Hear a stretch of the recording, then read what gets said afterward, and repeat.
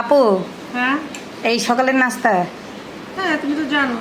জানি তো, এই জন্যই তো আমি তো তৈরি করে দিলাম। বেড়াইতে এসে এই সবজি আর হচ্ছে এই যে 2টা ডিমের সাদা অংশ হ্যাঁ। কুসুমতো পাশে রেখে না, দিছো। কুসুম খাবো না, কুসুম খাওয়া যাবে না। সেটাই তো পাশে রেখে দিছো, এটা তো খাবার না, এটা তো আমি জানি। হুম। এখন এইটাই সকালবেলা এইটুকুই খাবার, হ্যাঁ। তো এইটুক খাই আপু তোমার মাথা ঘুরে না? না, আমি ফলমূল খাই তো। মানে সকালের নাস্তা একটু তো কার্বোহাইড্রেট থাকা লাগে, একটু না, আজকে ফলমূল। আজকে না, কারণ আছে একটু, হয়তো হাফ রুটি খেতাম, কিন্তু দুপুরে যেহেতু তুমি বিরিয়ানি রান্না করবা, আমি তো 1 কাপ বিরিয়ানি খাবো, সেজন্য এখন আমি কার্বোহাইড্রেট একদম বাদ দিয়ে দিয়েছি। ব্যালেন্স। মানে এইটুক খাবার আমি যদি একদিনের জায়গায় 2 দিন খাইতে যাই, আমাকে তো হসপিটালে ভর্তি করে মানে স্যালাইন পুশ করতে হবে। এটা অসম্ভব। এই ডায়েট ফলো করা আমার জন্য ইম্পসিবল, যেটা নকশিকন্যার জন্য পসিবল। ওই যে মুড়ি নিচ্ছ একমুট, অল্প একটু নিলাম, শেষ।